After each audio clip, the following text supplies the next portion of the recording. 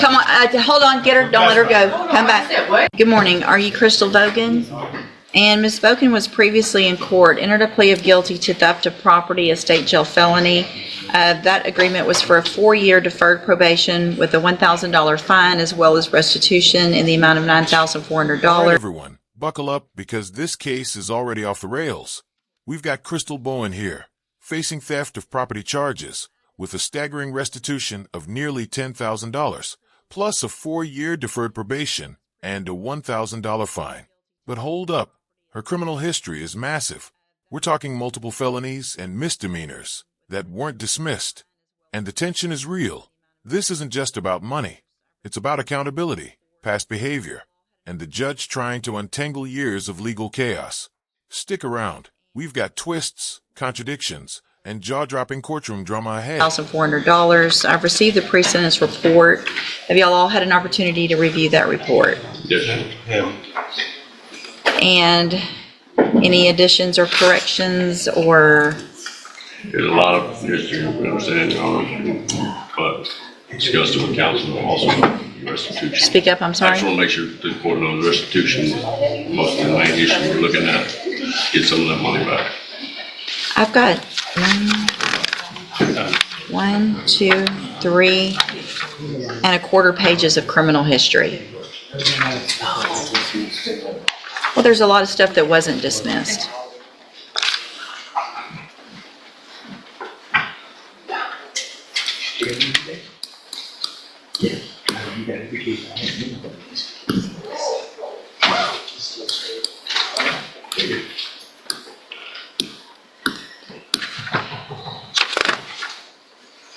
There were 14 felonies that weren't dismissed.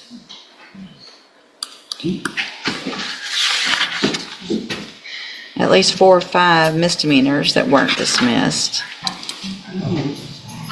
I understand the restitution, and y'all know my position on that already this morning, but there's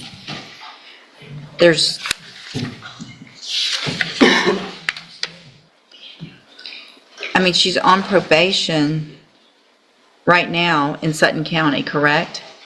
Yes. I have been for 2 years. Right. So do they know about this case? And what has happened over there, if anything? I'm still continuing on my deferred. Because I'm supposed to start nursing. I can't understand you. I'm supposed to start nursing school. When? I was actually supposed to start in September, but I had to wait to see. Are you really going to be able to go to nursing Yes, I school am. with this type of criminal history? Yes, ma'am. Because I haven't been convicted of it. I'm a CNA now.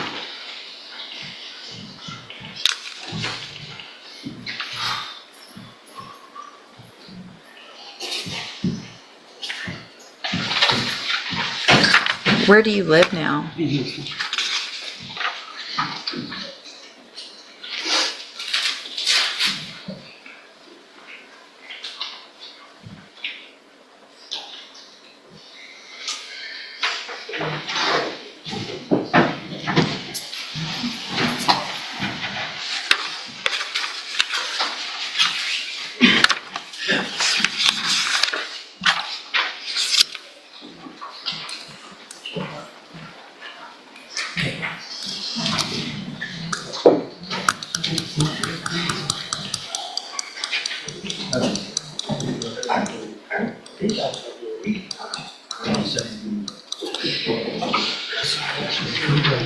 Okay, So, the deferred one, the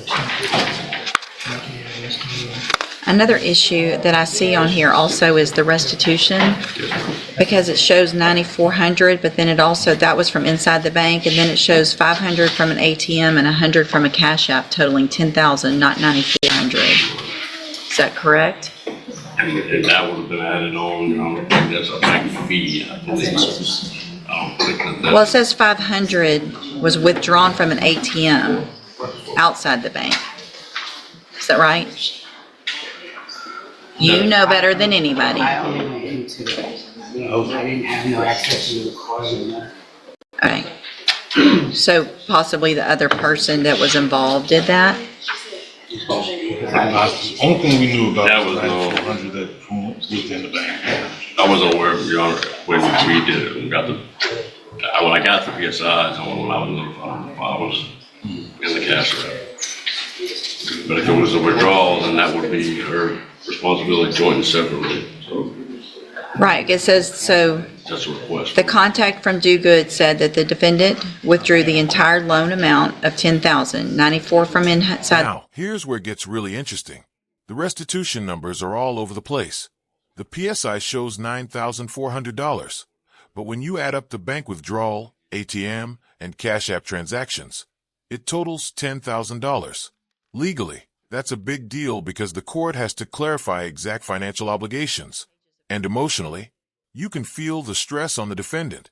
She's trying to continue school, stay on probation, and handle these conflicting numbers. Audience, here's a question. If you were in her shoes, how would you handle this kind of financial and legal pressure? Let us know in the comments. 4 from inside the bank, 500 from an ATM, and 100 from a Cash App transaction.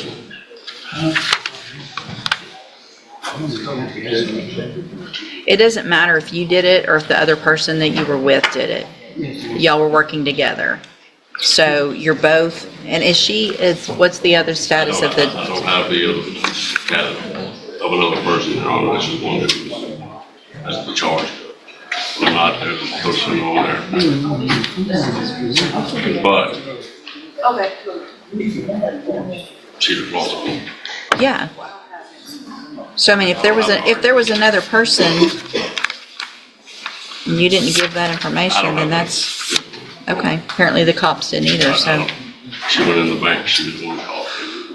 Size, whether or not she has a company. The backside, not to my knowledge.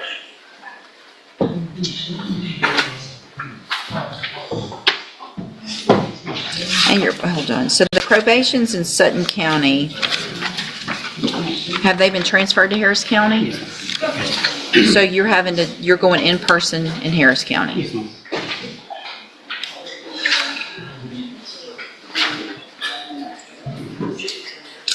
Okay, and so it's the state's position to go forward with the agreement?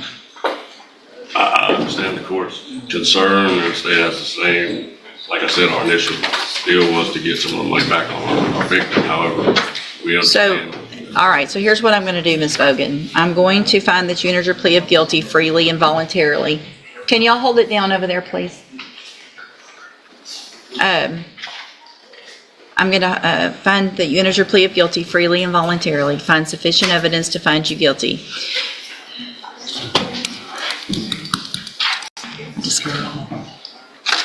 I just don't know. I just can't believe I'm even considering doing this, honestly. Can't. There's no way. It has to be straight probation, and I realize that that's going to potentially have some issues, but I can't with 14 prior felony offenses, same type of thing, so. I don't. You do? No, I don't. No, I don't.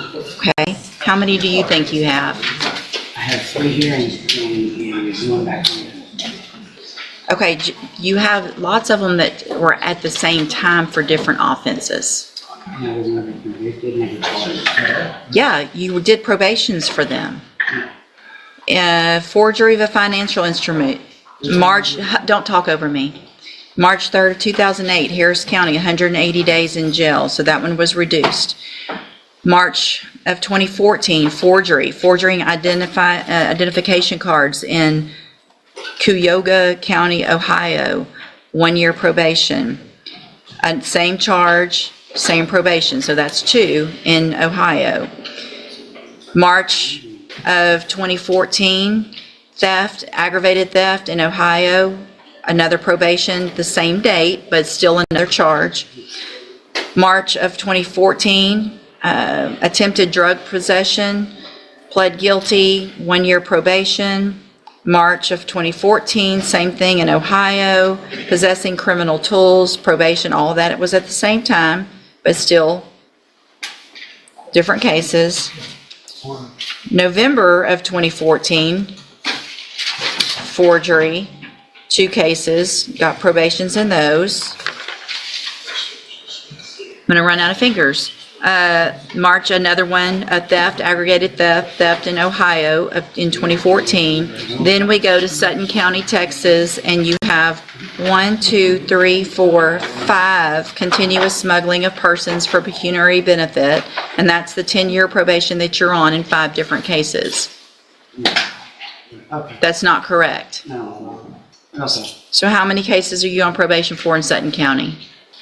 It all ran together. So I understand it all. It's one. It doesn't run, but that's not how it Okay, works. pause here. This part is wild. The judge is breaking down Crystal's criminal history. 14 prior felonies, multiple probation cases across Ohio and Texas, charges ranging from forgery to theft, and even smuggling for pecuniary benefit. And here's the kicker. She's on multiple concurrent probations that don't run together the way people think. The legal implication? This severely limits options for straight probation. The courtroom tension is palpable, and you can see why the plea agreement gets rejected. Commoners, what do you think? Should someone with this history get leniency or a stricter sentence? This is a classic case of past behavior shaping future consequences. That's not how it works. yes, ma'am. Yes, ma'am. When it runs together, it just means you're serving it at this.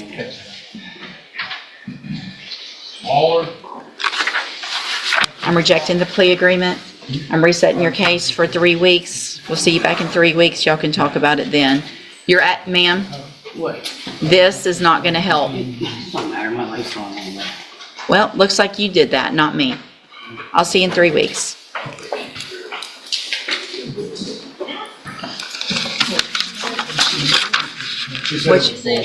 Come on, hold on, get her, don't let her go. Come back. I heard bullshit. Everybody heard it. You're bullshit. Come back. Sure, lawyer. I told my lawyer he was bullshit. I didn't say this. You don't talk like that to anybody in this case because he didn't do this either, you did. He got me the plea. He did get you, he did a great job. I'm gonna find at this time that your bond is not sufficient because of your attitude and because of your criminal, because of your, I gotta go to work. So I'm gonna lose my job and everything too. Well, maybe you shouldn't cuss at your lawyer, maybe you shouldn't have this attitude here in the courtroom. I'm going to raise your bond. What's the bond currently set at?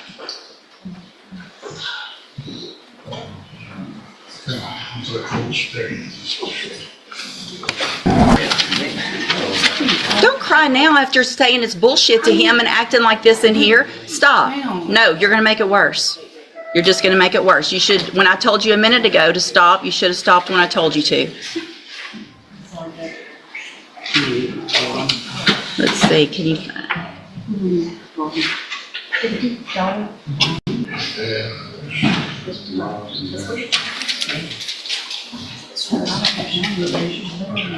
all right, I'm going to set your bond at $25,000. Go back with the bailiff.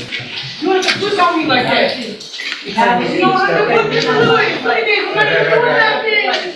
Fast forward to the bond hearing, and wow, the attitude in the courtroom is heating up. The judge raises her bond to $25,000 due to her demeanor and ongoing criminal history. Notice how courtroom decorum isn't just formalities. It directly affects legal outcomes. Legally, the bond reflects both risk and accountability. The defendant's frustration, the judge's firm enforcement, and the lawyer's role all collide here. Audience, this is where human emotion meets the law. How often do you think behavior in court influences legal decisions? This is a textbook example of courtroom psychology in action. To wrap it all up, Crystal Bowen faces serious restitution, a tangled criminal history, and multiple probation cases. The plea agreement was rejected, and her bond was raised due to both past behavior and current attitude, showing how the legal system balances fairness with accountability. This case highlights the complexity of probation, restitution, and the consequences of repeated offenses. If you found this case as shocking as we did, make sure to hit that like button, share your thoughts in the comments, and don't forget to subscribe for more jaw-dropping courtroom breakdowns.